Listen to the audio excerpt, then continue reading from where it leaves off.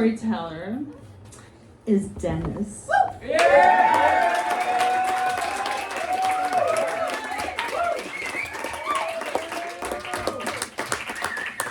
Yes! It's perfect. It's perfect. Hey there. So I'm here actually because I originally didn't want to be here. So I've been coming here for about 3 years, and I've been sitting in that audience for 3 years, and I never got up on this stage until October. And I would sit there every story slam and say, wow, I just don't have the nerve to go up there. It's just not my thing. I'm creative in other ways, but I would feel like I got to get up there. And it's a process, you know? Me, it was 3 years. And I'm sitting here in October, and the topic was ghost stories. And I hear a couple of stories go, and I'm like, this is your moment. Like, you have a real ghost story, like a real ghost story that would really work here. And I'm sitting there, so I run up to Christina, she's right where she is now, and I go, can you fit another one in, right? Because 3 people had already gone. She goes, yeah.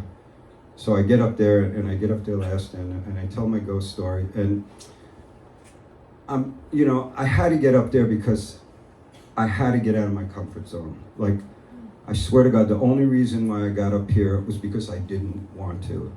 And for me personally, I think it's really important to push yourself where you don't want to go, to continually evolve. So where this story is going is about my career, right? And I mentioned this if you were here in October, but I was a New York City firefighter for 37 years. And thank you. And that job's all about getting out of your comfort zone, because you're fighting every instinct that you have innately to get away from fire, to get away from danger. And and I was thinking of a story where I got out of my comfort zone. So I worked most of my career in a ladder company, and I don't know if everybody knows, but anyway, I'll give you a little background on it. So fire departments basically in New York City is divided. You have your engine companies, your ladder companies, and the engine companies are the guys who hook up to the fire hydrant and stretch the hose and put the fire out. The ladder company that I was in, I was a lieutenant, which means I was in charge of a truck, and I had 5 firefighters under me. And our job was to gain access for the engine to get into the building. So that means if the door is locked, we have to break in to get them in there. Then our next function is to locate the fire and to search for any people who might be trapped, right? And, it's not that easy. A lot of times the fire's not quite that obvious. You go into a building and it's smoke from the floor to the ceiling. You can't see your hand in front of your face. And you have to sort of understand building construction and what you see on the outside of the building that might give you some clues, like what's coming out of the windows. Do you have heavy smoke, light smoke, flames, blah, blah, blah. So anyway, so we get this call one day, and it's, I'm working in Brownsville, Brooklyn, where I spent 15 years. And we go out to East New York, and we're the second ones to arrive in the middle of the night at a fire in a 2-story wooden frame building, which is attached on both sides, which is sort of, you see those up here in like small towns like Catskill and Hudson and stuff.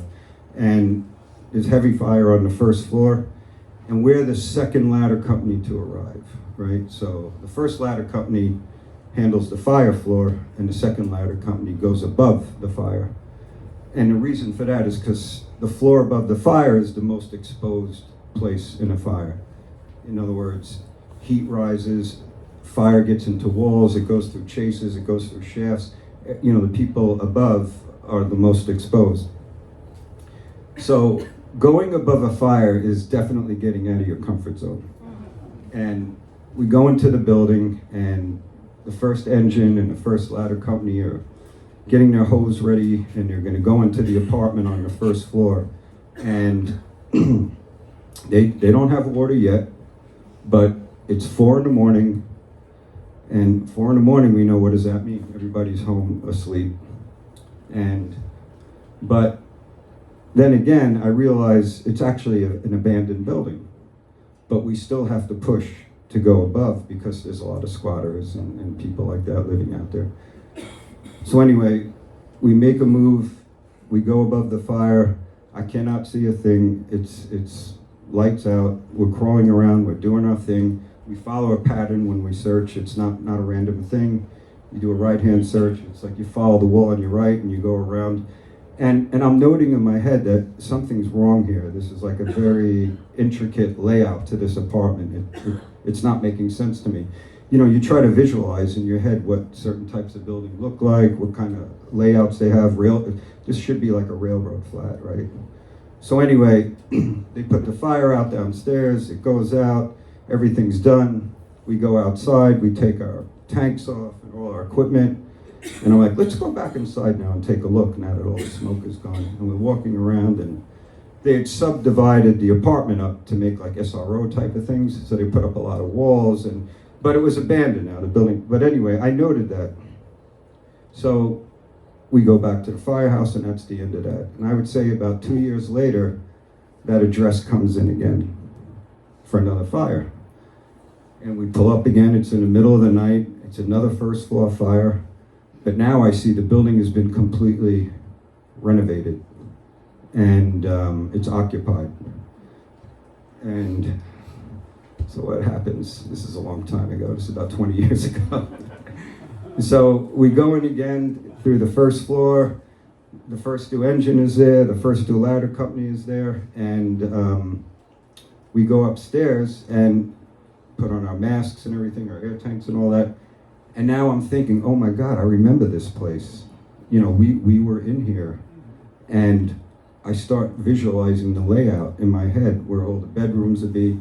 So I start following around and I know the wall around and I know I have to sort of get to this certain point where all these bedrooms were sort of in a row.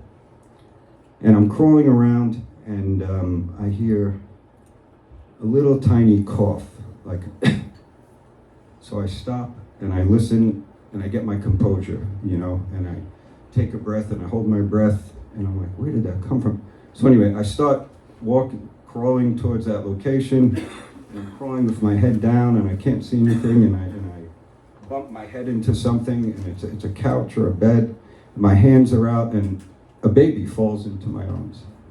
And I actually knocked it off. It was right on the edge. And I find my way back out, bring it to the street. The mother's there. We give it a little air. It's fine. And so I guess my point is you have to push yourself to get out of your comfort zone. And for me, and I don't know what else to say. Thanks.